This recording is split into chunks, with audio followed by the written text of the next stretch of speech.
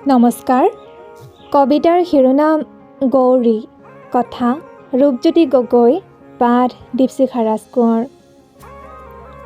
হে পাহাৰৰ গৌৰী, যিদিনা তুমি পিঠিত সুৰা লৈ আহিছিলা নামি ভৈয়ামলৈ বুলি, মূৰত লৈ প্ৰভাতী বেলি, সেইদিনা মোৰ হৃদয়ৰ ধৰাত বসন্তৰ আগমন ঘটিছিল।